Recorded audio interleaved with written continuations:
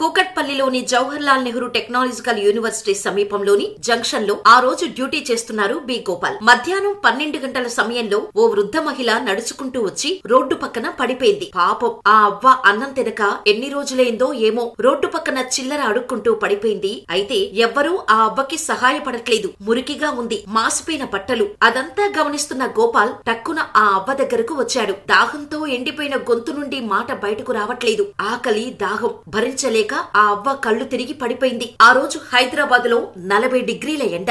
వెంటనే కాసిన్ని మంచినీళ్లు తాగించి ఆ అవ్వ ఆకలి అర్థం చేసుకున్న ఆయన పక్కనే ఉన్న ఓ టిఫిన్ కొట్లో నుండి ప్లేట్ పూరీ తీసుకొచ్చి ఆ అవ్వకిచ్చాడు. కాని ఆ అవ్వ తాను స్వతహాగా తినే స్తోమత కూడా లేదు. తనకు తాను తినలేదని గ్రహించిన గోపాల్ తానే తినిపించడం మొదలుపెట్టాడు. చాలా రోజులకి కడుపు నిండా తినింది ఆ అవ్వ. బుక్కెడు నీళ్లు తాగి సల్లగుండు బిడ్డ అని కాసేపు కూర్చొని కొంచెం బలం వచ్చాక అక్కడి నుండి లేచి వెళ్లిపోయింది. ప్రేమ, పెళ్లి, ఉద్యోగం, ఆరోగ్యం ఏ సమస్యలైనా కేవలం మీ ఫోటో మరియు చేయి చూసి ఉచితంగా జ్యోతిష్యం చెప్పబడును. ఈ కింది నంబర్ను సంప్రదించండి.